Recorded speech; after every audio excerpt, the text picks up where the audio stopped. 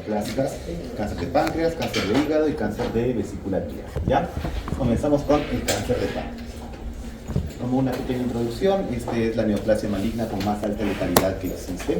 Tiene una supervivencia media de aproximadamente 4 meses desde el diagnóstico. Esto tiende a variar significativamente dependiendo del estadio en el que lo encontremos, si está resecable o metastásico.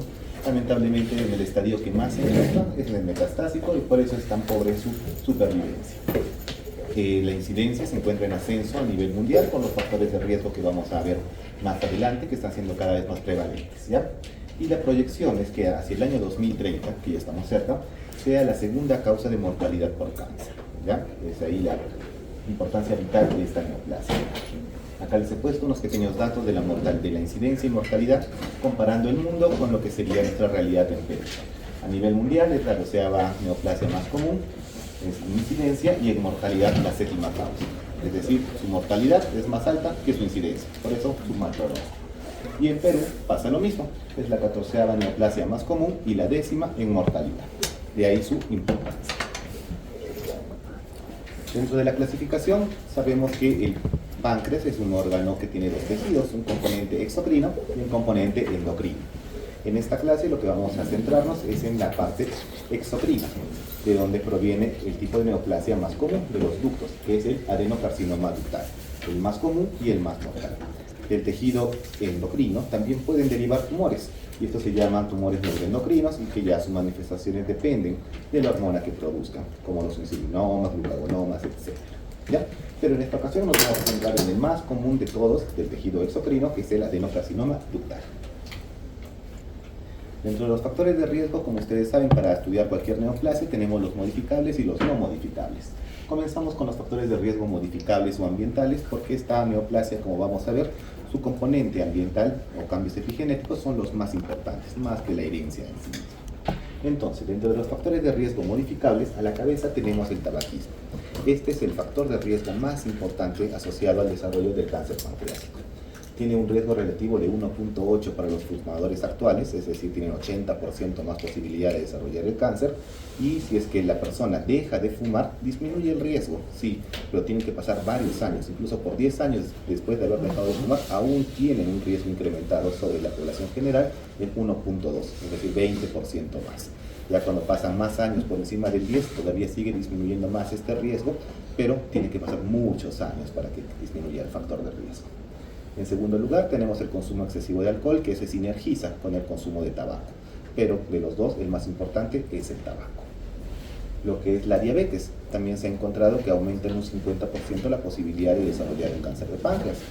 Y esta tenemos que dividirla en dos situaciones, una diabetes de larga data y una diabetes de reciente aparición.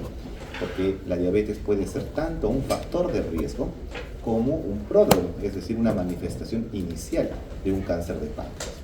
Cuando estamos ante una diabetes de larga data, es decir, de más de 3 a 4 años, estas diabetes tipo 2 generalmente tienen gran cantidad de insulina circulante. Y la insulina actúa como un factor de crecimiento y eso puede aumentar el riesgo del desarrollo de cánceres pancreáticos. A diferencia de cuando tenemos un paciente al que le he diagnosticado recientemente diabetes, especialmente en adultos mayores, personas de 50, 60 años que de la nada hacen diabetes mellitus, yo tengo que hacerles un seguimiento cercano por los siguientes 3 a 4 años, porque esa diabetes puede ser la manifestación inicial de un cáncer pancreático. ¿Ya? Tiene ese doble componente lo que es la diabetes. En el síndrome metabólico, mientras mayor número de componentes del síndrome metabólico tenga el paciente, mayor cantidad de riesgo de desarrollar un cáncer pancreático tiene.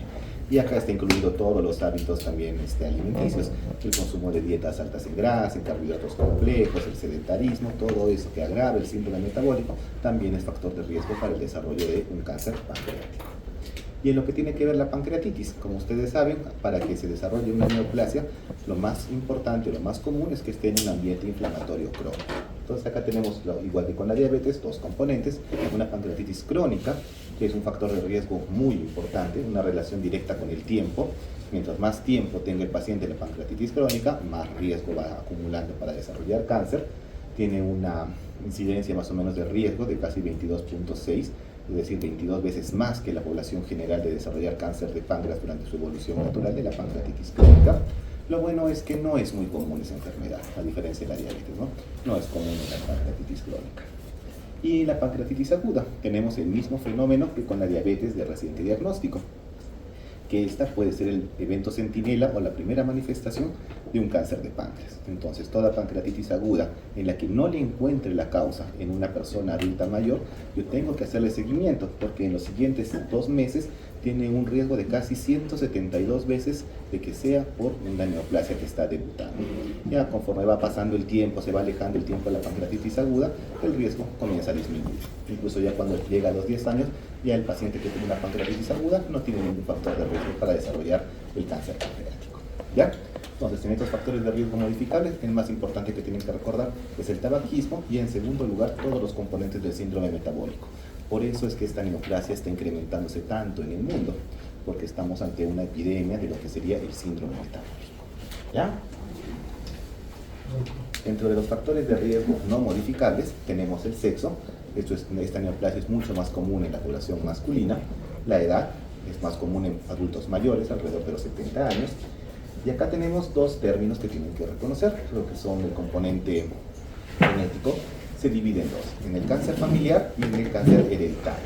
Hablamos de un cáncer familiar cuando simplemente varias personas de una familia desarrollan la neoplasia, especialmente cuando son menores de 50 años, y esto aumenta muchísimo la posibilidad de que las siguientes generaciones tengan cáncer, pero al momento de yo hacer los estudios no encuentro un gen que me predisponga a desarrollar la neoplasia. A eso se le llama cáncer familiar, a diferencia del cáncer hereditario, donde igual tengo varios miembros de la familia con cáncer, no solo de páncreas, sino de diferentes órganos, pero ya encuentro un gen, una mutación germinal, como los que están en el cuadro de la izquierda, el BRCA2, los genes del Peutz-Jeghers, los genes del síndrome de Lynch, que los predispone a la neoplasia. Por lo tanto, son poblaciones de alto riesgo que ya conozco el gen, y por lo tanto puedo intentar influir en su historia natural. ¿Ya? Más o menos para que se tenga una idea de este componente genético y su importancia dentro del cáncer pancreático, es alrededor del 10%. Solo 10% de los pacientes con cáncer de páncreas tienen estas mutaciones asociadas. Eso quiere decir que 90% nacen sin ninguna mutación, y por sus hábitos nocivos durante su vida es que desarrollan estas mutaciones epigenéticas y desarrollan su cáncer pancreático. En las neoplasias lo que nos interesa es desarrollar métodos de screening, es decir, lograr detectar la lesión en estadios iniciales donde sean potencialmente curativos. Como han visto en cáncer gástrico, tienen la endoscopía alta, en cáncer de colon tienen la colonoscopía. Lamentablemente, para el cáncer pancreático aún no existe un protocolo de screening para poder encontrar estas neoplasias. Y esto viene porque es un órgano que es retroperitoneal, no está al acceso de la mayoría de exámenes ambulatorios. El estudio imaginológico más común que tenemos es la ecografía, pero la ecografía tiene una precisión bastante baja cuando va a evaluar los órganos retroperitoneales porque se interpone el gas del intestino. Las mejores pruebas para ver páncreas son imágenes transversales como tomografía y resonancia, y eso no está ampliamente disponible para que la población pueda acceder. Además de los costos, los riesgos también del uso de radiación se tienen que valorar. Entonces, ¿qué es lo que por lo menos tenemos actualmente? Que en la población general no está recomendado el screening para cáncer de páncreas. El screening significa que yo lo vaya a buscar a partir de cierta edad en la población totalmente asintomática. No está recomendado, no es costo beneficioso. ¿Qué es lo que están estudiando? Encontrar esos grupos de riesgo donde tenga mayor rentabilidad hacerlo estos exámenes. En la población de alto riesgo que se ha encontrado los cánceres pancreáticos familiares y hereditarios, en ellos sí se está planteando hacer programas de screening, utilizando ¿qué? Técnicas transversales como resonancia magnética o ecoendoscopía. Y el intervalo con el cual se tiene que hacer el seguimiento es cada año. Es decir, si yo decido meter al paciente en un programa de screening, todos los años tengo que hacerle este examen. El objetivo es detectar tempranamente precursores de alto grado o cánceres tempranos para poder influir en la historia natural. La edad de inicio a partir de los 50 años o 10 años antes, como saben, de la población o del familiar más joven afectado. Y acá, bueno, viene otro limitante que han sido los estudios de costo-beneficiosos de cuántos pacientes de este grupo de alto riesgo necesito testear para yo encontrar una neoplasia en estadio temprano donde pueda influir. Se hizo los exámenes en la población y en los más o menos, digamos, en la pancreatitis hereditaria, tengo que hacer por cada 130 estudios que le vaya a realizar, uno me va a salir positivo para cáncer en la etapa temprana. En el Peutz-Jeghers cada 71 y en mutaciones de ciclina cada 51. O sea, por eso es que aún no está bien establecida esta pauta de seguimientos. Necesito testear muchas veces para poder encontrar una sola neoplasia, una sola lesión precursora. Y también se ha visto lo contrario, que el intervalo de un año, que parece a veces exagerado hacerle el examen cada año, muchos casos se desarrollan en menos de 11 meses, desde la primera mutación hasta la aparición de la lesión. Entonces, muchas veces en estas poblaciones de alto riesgo se encontró que se desarrolló un cáncer en el intervalo del año que estaban esperando su siguiente imagen. Por eso es que aún no está completamente validada el protocolo de screening para esta neoplasia. En lo que tiene que ver la fisiopatología, acá tenemos los 4 principales genes que van a estar alterados en el cáncer de páncreas. Son mutaciones somáticas, como bien les he dicho, ¿no? Más común es el 90% y la línea germinal solo el 10%. El más común es la mutación del KRAS, ese es el evento clave con el que comienza toda la cascada neoplásica. Como pueden ver en la parte inferior, acá tenemos una proyección de lo que serían las lesiones precursoras más comunes, que es la proyección de los PANIN. Estos PANIN van del 1 hasta el 3, 95% de los cánceres ductales del páncreas provienen de estas lesiones preneoplásicas. Y como pueden ver, su primera mutación que aparece es la del KRAS. Por eso es tan importante este evento dentro de la fisiopatología. La segunda, el P53, la tercera, la ciclina 2A, y el cuarto, el SMAD4. Solo para recalcar que los componentes germinales como el BRCA1, BRCA2, los que han visto en el cuadro que les presenté, solo son responsables del 10% de la carga mutacional. ¿Ya? Bueno. Entre las características histopatológicas más importantes que tiene esta neoplasia es este término. Tiene un estroma desmoplástico o desarrolla una reacción desmoplástica.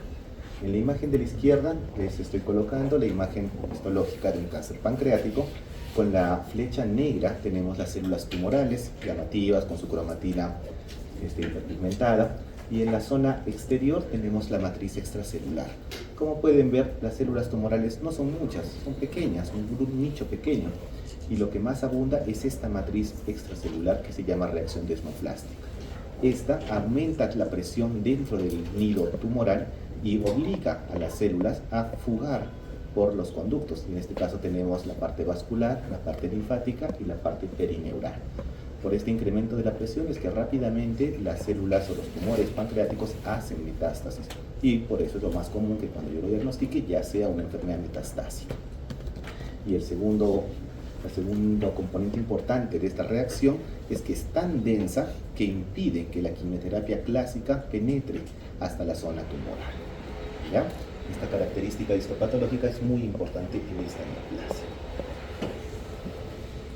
Actualmente ya se ha avanzado mucho en lo que es la clasificación genética de la neoplasia del cáncer de páncreas. Tenemos dos diferencias o dos subtipos especiales, el tipo basaloide, que es el basal-like, y el clásico, donde la expresión genética es lo que los diferencia.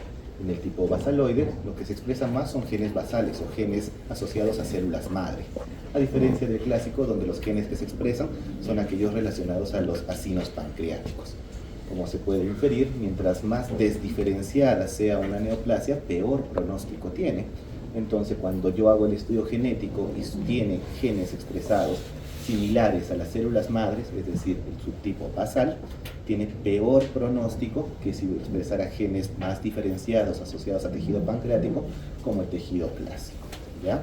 Al momento está en estudio si es que esta diferenciación genética influye en el tratamiento que se va a dar a posterior.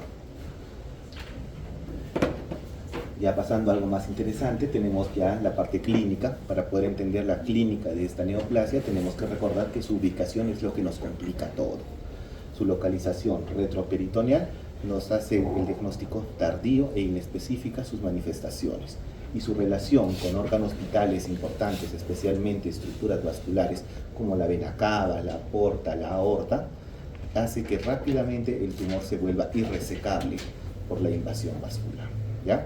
La neoplasia puede asentar en cualquiera de las partes del páncreas que conocen, la cabeza, el cuerpo, la cola, el proceso uncinado, pero lo más común es que venga de la cabeza. Y cuando viene de la cabeza es donde más manifestaciones tempranas tiene en buena hora, como vamos a ver más adelante. Entonces, en la clínica es totalmente inespecífica, como les dije, depende de la localización. Mientras más cerca la cabeza está, es más probable que dé manifestaciones tempranas. ¿Por qué?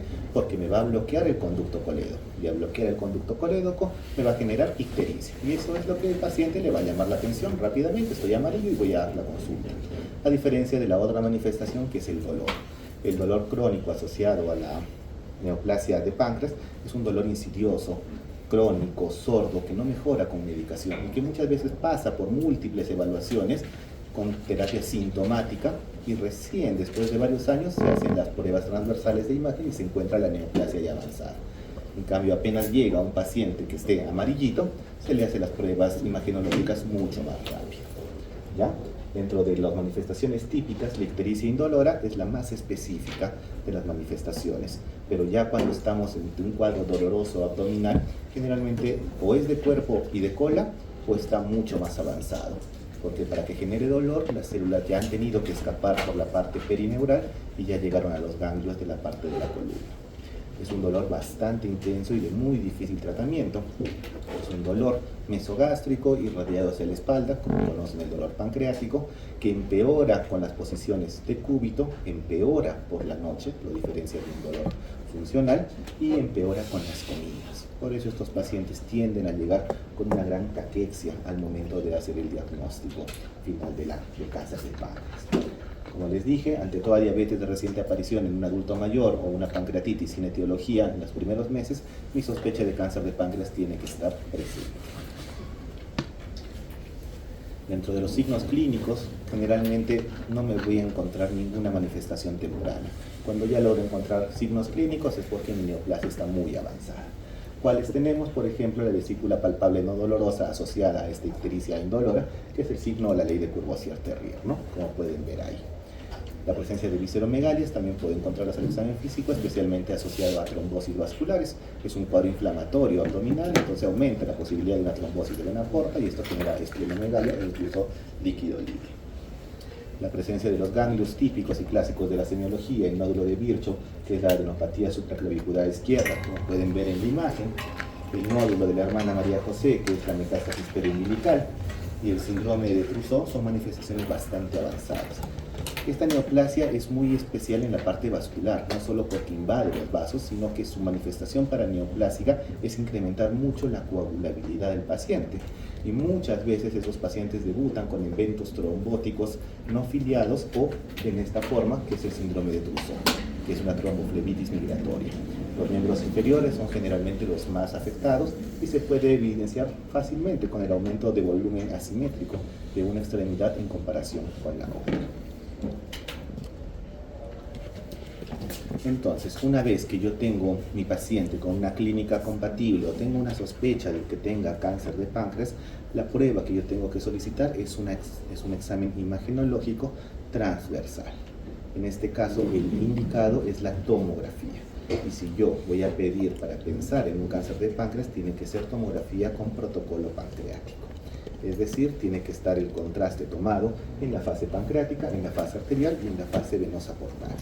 Porque este estudio tomográfico me tiene que servir, 1, para encontrar la lesión tumoral, si es que la encuentro; 2, para evaluar la vasculatura.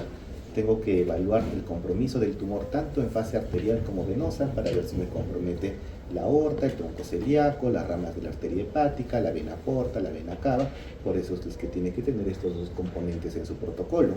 Y también para las metástasis a distancia, aunque como vamos a ver un poco más adelante, no es del todo preciso este examen para las metástasis. La precisión diagnóstica de la tomografía para cáncer de páncreas es alrededor del 90%, por eso es la prueba de inicio más recomendada. ¿Cuáles son los hallazgos más comunes que tienen que buscar? La presencia de una lesión hipodensa, la mayoría son hipodensas cuando ya son grandes. Lo malo es que cuando son pequeñas son isodensas, es decir, tienen el mismo color que el resto del parénquima pancreático. Mi índice de sospecha tiene que ser muy alto para poder diagnosticarlo en ese estadio. Podemos encontrar otros signos dependiendo dónde esté. Si está en la cabeza, al igual que en la clínica, radiológicamente también me da mucha mayor signología. Acá tenemos el signo del doble conducto. Esto quiere decir que tanto el colédoco como el conducto pancreático se dilatan. ¿Por qué? Porque justo en su confluencia está la tumoración. Ese es el signo del doble conducto. También puede haber que no llega la tumoración hasta el colédoco, sino solamente está obstruyendo el pancreático, el wirsum, y también solo está dilatado el wirsum con un stop distal. O una atrofia pancreática generalizada en el contexto de pancreatitis crónica son los hallazgos más comunes de una tomografía en contexto de cáncer pancreático. Y como les decía, es muy importante esta primera imagen para evaluar el estadiaje y la resecabilidad. Y conforme vaya pasando el tiempo y yo voy a planificar mi tratamiento, tengo que ir actualizando mi estudio tomográfico porque tiene que estar actualizado dentro de las 4 semanas cada vez que yo quiera hacer un tratamiento en el paciente. Otras imágenes que yo puedo solicitar, además de la tomografía, es la resonancia magnética, que tiene mucha mayor precisión para evaluar el parénquima hepático. Si yo estoy buscando metástasis hepáticas, que es uno de los sitios más comunes donde metastiza el páncreas, la resonancia me ayuda muchísimo, porque al igual que en el tumor primario pequeño, isodenso, lo mismo pasa con sus metástasis a nivel hepático, son isodensas y pequeñas. Entonces la resonancia tiene mucha mayor capacidad predictiva y discriminatoria para evaluar estas metástasis. El segundo estudio que puedo utilizar es la ecoendoscopía, especialmente para buscar esas lesiones isodensas pequeñas que la tomografía inicial no me pudo encontrar. Lo malo que esta es una prueba operador dependiente. Y el tercer examen imagenológico es el PET scan, que lo que evalúa es la presencia principalmente de metástasis a distancia, especialmente peritoneales, por el hipermetabolismo que tienen estas lesiones con la glucosa. También se puede utilizar para el seguimiento de los pacientes después de que ya se van a someter a un tratamiento. ¿Qué otro examen le puedo solicitar a mi paciente con sospecha de cáncer pancreático? Son los marcadores tumorales. Como saben, los marcadores tumorales no me hacen diagnóstico de neoplasia ni me descartan una neoplasia. Hay muchos cánceres que no expresan marcadores tumorales y muchas lesiones benignas que sí expresan marcadores tumorales. Entonces, no me ayuda para eso. ¿Me ayuda para qué? Para hacer un seguimiento. Si la neoplasia de mi paciente, que ya la diagnostiqué, por otro lado, como la imagen, expresa marcadores tumorales, me pueden servir para yo hacer un seguimiento después del tratamiento de mi paciente. En este caso, a nivel del cáncer pancreático, el marcador tumoral más importante es el CA-19-9. ¿Ya? Tiene una precisión alrededor del 85% cuando se utiliza un punto de corte de 37 unidades por mililitro. Otros marcadores tumorales que se pueden utilizar es el antígeno carcino embrionario, que es inespecífico para todos los adenocarcinomas, y el CA-125, que generalmente se utiliza en combinación con el CA-19-9.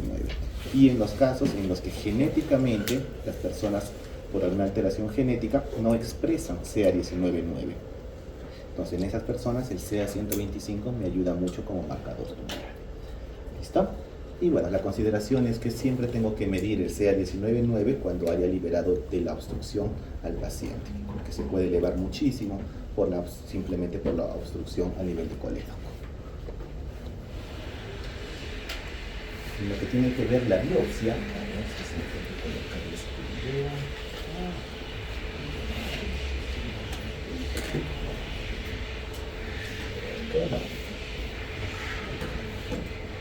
Ay, raro, está su agua todo. Espera, ¿sí no? No, está. Atrás. Ahí. ¿Veis algo? Sí, ya. Entonces, el objetivo de obtener un tejido pancreático o un tejido tumoral es hacer los estudios genéticos para poder hacer una oncología de precisión. Cuando yo voy a planificar darle quimioterapia a mi paciente neoadyuvante antes de la cirugía o adyuvante después de la cirugía, si yo quiero dirigir de una manera más personalizada el tratamiento para que sea lo más óptimo posible, yo tengo que hacerlo en base a una biopsia. Ahora, puedo obtener el tejido tanto del tejido pancreático, de la tumoración, como de su metástasis, si es que está a mi alcance. Cuando voy a obtener el tejido de la parte pancreática, se prefiere que sea por un método mínimamente invasivo, como es la toma de biopsia con ecoendoscopía. En el video pueden ver, ese es el equipo de endoscopía que tiene en la parte de su puntita un equipo de ecografía, y lo que hace es detectar la lesión, si está a nivel de cabeza, cuerpo, cola, ubicar si es que el acceso es más sencillo por cavidad gástrica o duodeno, y con esa imagen, como pueden ver ahí, se introduce una aguja que atraviesa las paredes y llega hasta la lesión para obtener una muestra. Antes utilizaban agujas muy delgaditas que se llamaban de aspiración, que actualmente no son recomendadas porque solamente evalúan células, y lo que se utiliza ahora son agujas de corte, se llaman así, que me van a dar un tejido histológico para poder evaluar y hacer el diagnóstico diferencial si es que aún tengo una duda con las primeras imágenes, y el perfil molecular para hacer mi terapia dirigida. ¿Ya? ¿Qué otros exámenes tengo que hacer en estos pacientes?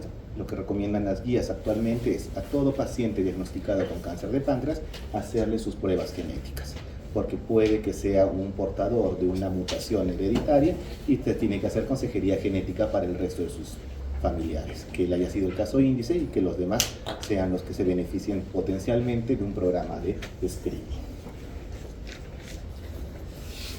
Y el último examen que ha sido recientemente incluido en la mayoría de guías de cáncer de páncreas es la laparoscopía diagnóstica previa. ¿Por qué? Porque cambia mucho el pronóstico en esta enfermedad cuando estamos en el estadio metastásico, que es el más común. Entonces yo tengo que utilizar todas las herramientas que tenga disponibles para estar seguro de que el paciente no está en estadio metastásico.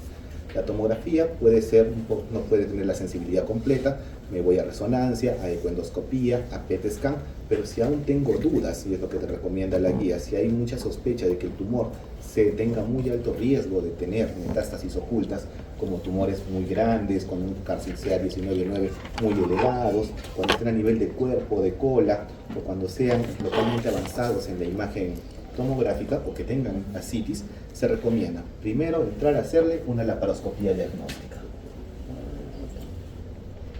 Como en esa imagen, como se puede ver ahí, se ingresa con la cámara a la cavidad abdominal y se puede ver rápidamente si es que hay metástasis a nivel de los órganos y el peritoneo. En ese caso, se está evaluando la superficie hepática y se puede ver claramente los implantes metastásicos.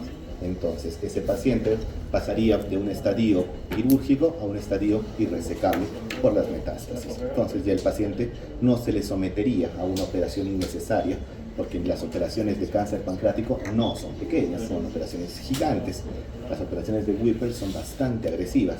Entonces, si el paciente no se va a beneficiar al máximo de esta operación, por gusto hacérsela si no estoy seguro del estadio en el que se encuentra. ¿Ya? Ahí está el hígado. Muy bien. Entonces, al final, después de haber hecho todas estas pruebas, lo que yo tengo que hacer es clasificar a mi paciente en el estadio en el que va a estar. Si es metastásico o no metastásico, en primer lugar, porque mi pronóstico cambia muchísimo. En el estadio metastásico, más de la mitad de los pacientes, lamentablemente, van a estar en este estadio al momento de yo terminar mi evaluación diagnóstica. Los lugares más comunes de metástasis: el hígado, el peritoneo, el pulmón y los ganglios extrarregionales.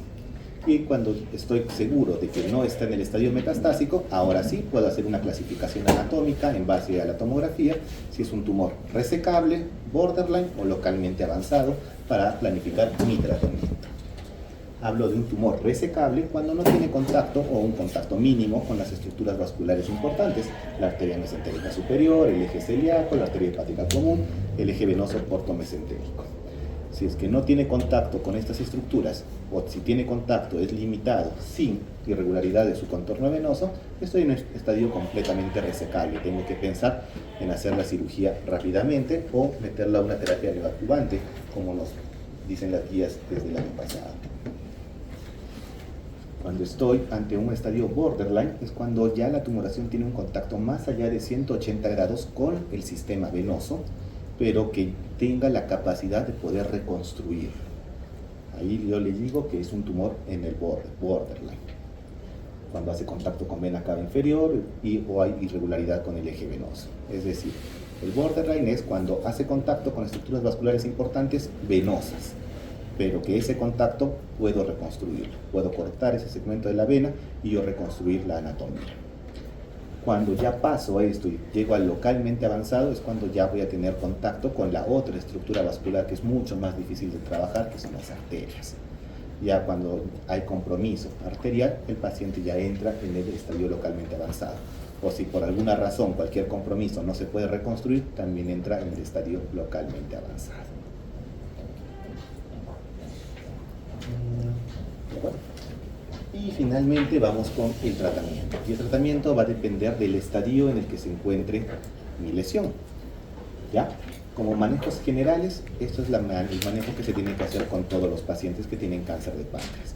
Tengo que manejar sus obstrucciones. ¿Cuáles son las obstrucciones más comunes en el paciente con cáncer de páncreas?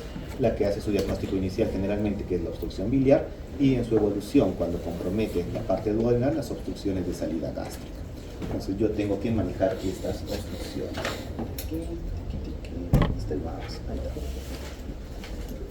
Este es un procedimiento que se llama CEPRE, en el cual se ingresa bajo visión endoscópica a lo que sería la zona de la papila duodenal, se canula y se le puede dejar un tubito que se llama stent.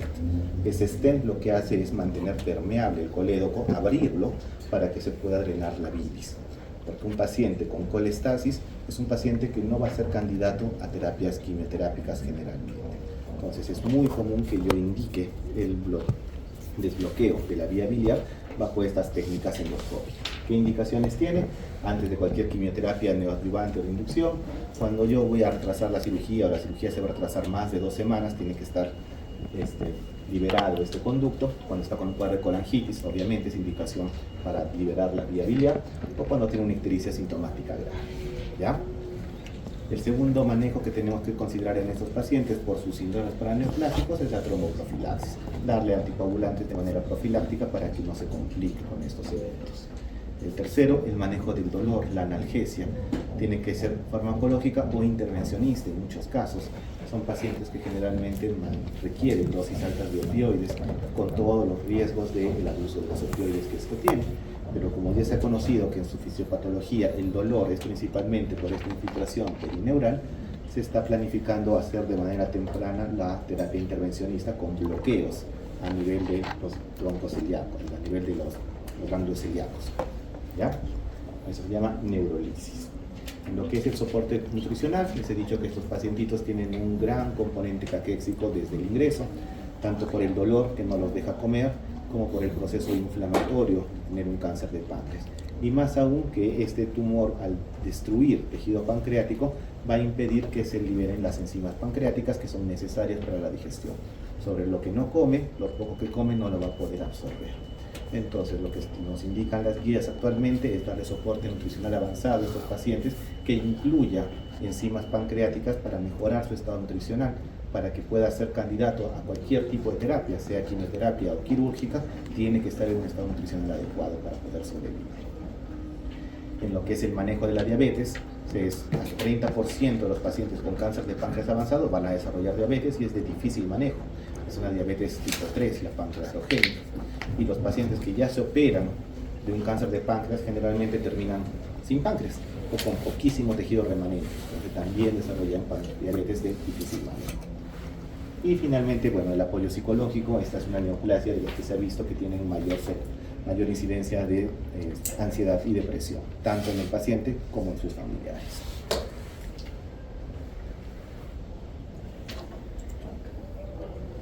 ¿Verdad? Sí, ¿verdad? Muy bien, entonces ahora sí, pasando a la parte final, que son ya el tratamiento de acuerdo al estadio en el que yo hago el diagnóstico de mi paciente. Tengo el cáncer de páncreas localizado. Como está localizado, lo primero que yo pensaba es operarlo rápidamente. Y esa era la indicación hasta el año pasado. Si tú estás seguro de tu diagnóstico con los estudios imagenológicos iniciales y estás ante un estadio resecable, mételo a sala de operaciones y opéralo. Pero actualmente lo que te está indicando las nuevas guías oncológicas es evaluar al tumor. Si es un tumor grande, con algunos ganglios linfáticos positivos de manera regional, tiene un CA19-9 alto, más de 500, o está muy caquéxico al momento del diagnóstico, es probable que ese tumor recidive muy rápido después de la operación. Entonces lo que te recomiendan es darle una terapia neoadyuvante, darle una sesión de quimioterapia previa a la cirugía y después recién operar, ya no operarlo de primera intención. Pero todo esto tiene que ser rápido para que no avance la neoplasia y se vuelva de resecable a irresecable. Esta quimioterapia que, bueno, cuando yo hago la terapia neoadyuvante, luego paso al acto quirúrgico y una vez que yo reseco el tejido pancreático, nuevamente entra a recibir quimioterapia, pero ahora adyuvante, es decir, después de la operación. ¿Cuánto tiempo? 6 meses. ¿Cuál es el esquema más utilizado a nivel internacional? El FOLFIRINOX modificado. ¿Ya? Cuando mi paciente está en el estadio borderline, es decir, tiene contacto con estructuras vasculares importantes, venosas, pero yo las puedo reconstruir, ¿qué es lo que tengo que hacer? Darle una quimioterapia previa, que baje la carga tumoral y luego entrarlo a sala de operaciones. Una vez que lo opero, sale a terminar su quimioterapia adyuvante, como en el caso del cáncer resecable. Ese es el estadio borderline. Y en el avanzado, el localmente avanzado, lamentablemente aquí ya la opción quirúrgica está muy alejada. Se da quimioterapia desde el inicio adyuvante de 4 a 6 meses. El esquema sigue siendo el mismo, el que tiene mayor beneficio, el FOLFIRINOX modificado, y muy raramente estos tumores se vuelven borderline y más raro todavía resecables. Generalmente ya entran en quimioterapia sistémica de mantenimiento. Y el último, cuando ya encuentro las metástasis, que es lo más común en estos pacientes, se da la quimioterapia paliativa. El esquema es el mismo, FOLFIRINOX modificado, se da por 6 meses. Si el paciente no progresa después de estos 6 meses de quimioterapia, se puede suspender o se puede intentar dar mantenimiento, porque la sobrevida de estos pacientes ya en estadio metastásico no llega generalmente al año. Y si progresa durante el tiempo de la quimioterapia, rotará al siguiente esquema. Si comencé con FOLFIRINOX, lo paso a gemcitabina con paclitaxel. Si comencé con gemcitabina, lo paso al FOLFIRINOX. Ese es el tratamiento del estadio metastásico. Hasta hace unos años, que se ha intentado ya mejorar el pronóstico de estos pacientes, que la mayoría van a estar en estadio metastásico, y se está haciendo oncología de precisión, como vamos a ver. Tenemos acá dos enfoques. El primero que está pasando es que actualmente, como tanto paciente se ha encontrado en metástasis y ya se le bajaba el dedo solo por estar en estadio metastásico, comenzaron a hacer estudios si es que podían darle una opción curativa, quirúrgica, incluso en estadio metastásico. Y salió este estudio Extend de hace un año, en el cual si el paciente tenía 3 metástasis o menos a nivel de hígado o pulmón, se intentaba dar una terapia localizada, radioterapia, cirugía, sobre la metástasis y sobre el tumor primario. Se le daba esa última opción al paciente. ¿Y qué es lo que han encontrado? Que la sobrevida de 3 meses, que era en el estadio metastásico sin hacer nada, se iba hasta 10 meses. O sea, sí hubo una respuesta en hacer una intervención incluso en el estadio metastásico. Y bueno, es otra ventana más que se está abriendo para el tratamiento de estos pacientes. Y la otra que les decía es la terapia dirigida, y para eso es muy importante la biopsia que yo le voy a tomar al paciente, porque se va a dar en base a su perfil molecular y genético. Hay tumores de páncreas que tienen mutaciones de KRAS específicas. El KRAS muta en casi todos, 88, 90, hasta 100%. Pero hay unas mutaciones salvajes, que se le llama así, mutaciones con combinaciones de genes que ya tienen un tratamiento dirigido, que está en ensayos clínicos, que va a mejorar mucho su sobrevida de los pacientes. La inmunoterapia, antes este tumor no era candidato a inmunoterapia porque es un cáncer inmunológicamente frío, no tiene linfocitos en su alrededor por esta reacción desmoplástica. Pero ¿qué es lo que están estudiando actualmente? Volverlo caliente, meter unas quimioterapias especiales y radioterapias que destruyan esta reacción desmoplástica, generen inflamación y que atraigan linfocitos para que puedan ser candidatos a una terapia con inmunoterapia, que es el pembrolizumab que se está utilizando actualmente. Y cuando tiene unas mutaciones de línea germinal con mutaciones del BRCA, existe un fármaco que se llama olaparib, que también se está utilizando en estos pacientes. Entonces, como pueden ver, el tratamiento del cáncer de páncreas se está volviendo cada vez más complejo, porque es una neoplasia que está en gran ascenso. Va a ser la segunda causa de mortalidad de acá a unos años. El estadio en el que se diagnostica es muy avanzado. Las opciones terapéuticas eran muy limitadas, pero en los últimos años está aumentando muchísimo las posibilidades de tratamiento. Quimioterapias, terapias dirigidas e incluso regionales y quirúrgicas en el estadio metastásico ya se están estudiando y tienen buenos resultados. ¿Listo?